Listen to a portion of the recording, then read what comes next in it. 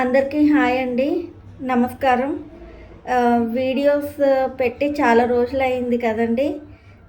ఎందుకు అంటే మా పాపకి ఎగ్జామ్స్. సో, దానివల్ల వీడియోస్ తీయడం కుదరలేదు. సో, ఇప్పుడేంటంటే నేను తోటకూర, మామిడికాయ కలిపి గుజ్జుగా కూర వండబోతున్నానండి. దానికి కావాల్సినవి తోటకూర కట్టలు 2 పెద్దవి ఇలా సాల్ట్ వాటర్లో వేసి హాఫ్ అన్ అవర్ సోక్ చేసుకుందాము. అలాగే ఆనియన్స్ మీడియం సైజులో 4, 5 గ్రీన్ చిల్లీస్ అండ్ 1 చిన్న మామిడికాయ. ఇప్పుడు మంచిగా పులుపువి వస్తున్నాయి కదండి, చాలా టేస్ట్గా ఉంటుంది అవి కర్రీస్లోకి. సో ఇవన్నమాట చాప్ చేసి మనం ప్రాసెస్లోకి వెళ్ళిపోదాము.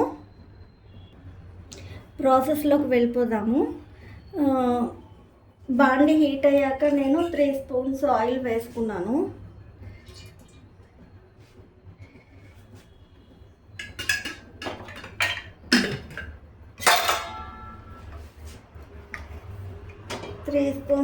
వేసుకున్నాక కొంచెం వేడయ్యాక తాలింపు వేసుకుందాము. కొంచెం ఆవాలు,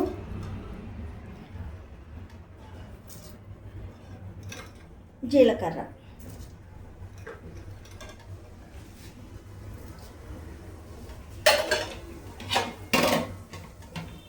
వెల్లుల్లి నాకు కారంలోనే ఎక్కువగా వేసుకున్నాను. సో ఆ వెల్లుల్లి సరిపోతుంది. అవి కొంచెం హీట్ అయ్యాక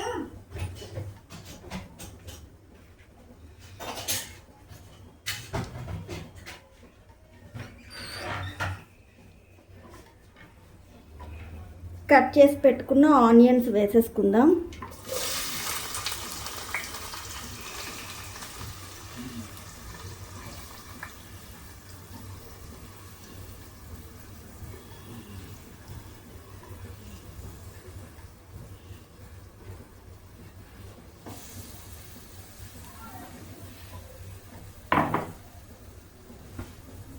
అవి బాగా వేయించుదామండి. తోటకూర నేను ఇంకా సోక్ చేసి పెట్టుకుంటున్నాను.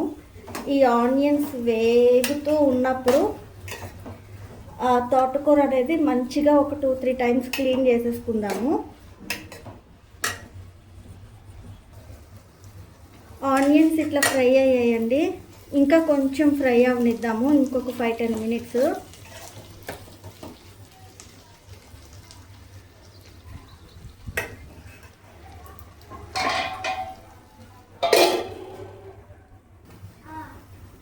మన ఆనియన్స్ మంచిగా ఫ్రై అయ్యాయి. సో ఇప్పుడు నేను కట్ చేసి పెట్టుకున్న తోటకూర వేసేసుకుంటున్నాను.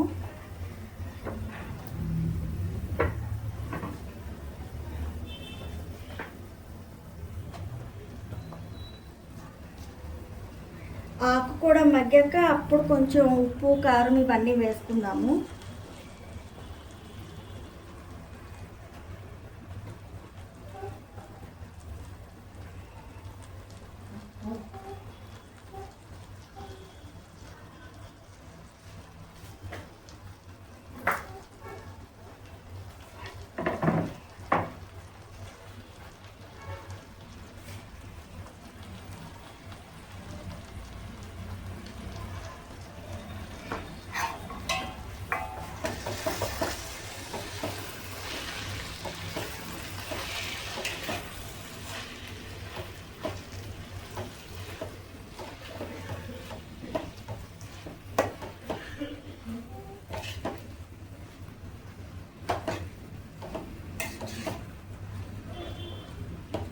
ఒక 10 మినిట్స్ ఇట్లా మగ్గనిద్దామండి. ఆకుని మూత పెట్టేసుకుందాం.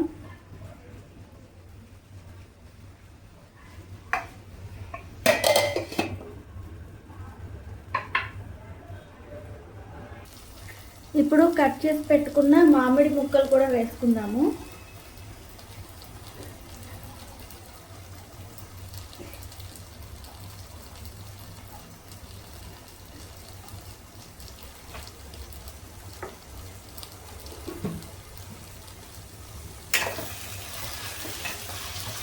ఆ మామిడి ముక్కలు కూడా మంచిగా సాఫ్ట్గా అయిపోయాక మన ఆకు పూర్తిగా మగ్గిపోయింది చూడండి. మామిడికాయ కూడా అట్లా ట్రాన్స్పరెంట్గా అయ్యేదాకా ఉంచుకుందాము. మన మామిడికాయ కూడా కొంచెం కుక్ అయింది. ఇప్పుడు కొద్దిగా పసుపు,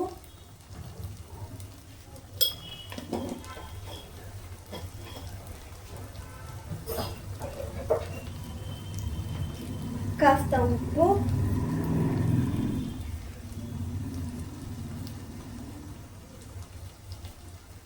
మామిడికాయ పుల్లగా ఉంటుంది కాబట్టి కాస్త బాగానే అంటే కొంచెం పడుతుంది.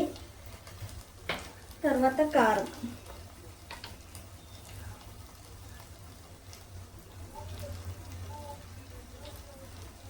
మిర్చి కూడా ఎక్కువే వేసుకున్నాను కాబట్టి జాగ్రత్తగా చూసి వేసుకుందాం కారం.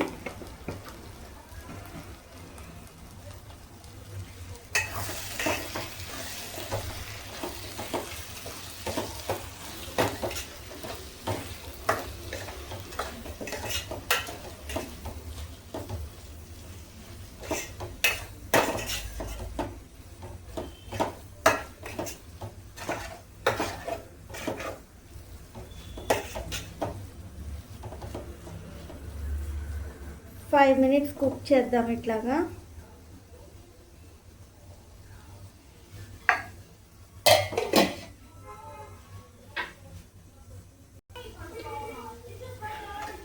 మనకి కర్రీ రెడీ అయిందండి. రెడీ అవ్వటం అంటే ఇట్లా కుక్ అయినప్పుడు తినొచ్చు, బాగుంటుంది ఇలా కూడా. కానీ ఇప్పుడు సమ్మర్ సీజన్ కదండి, బాగా ఎండలు ఉన్నాయి. సో నేనేం చేస్తున్నానంటే జస్ట్ కాస్త వాటర్ పోసి, అంటే పులుసులాగా అనుకోండి. పులుసు అంటే మరీ వాటరీ పులుసు కాదు, కొంచెం దగ్గరగా కూరలాగా అన్నట్టు. సో ఒక 5-10 మినిట్స్ ఇట్లా కుక్ చేసుకుందాము. అప్పుడు ఏంటంటే మనకి అన్నంలోకి చాలా బాగుంటుంది.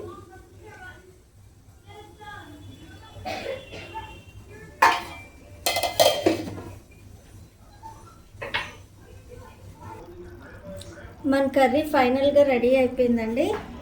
ఇదిగో ఇట్లా ఉన్నప్పుడు, దగ్గరికి వచ్చినప్పుడు స్టవ్ ఆఫ్ చేసేసుకుందాము ఇంకా.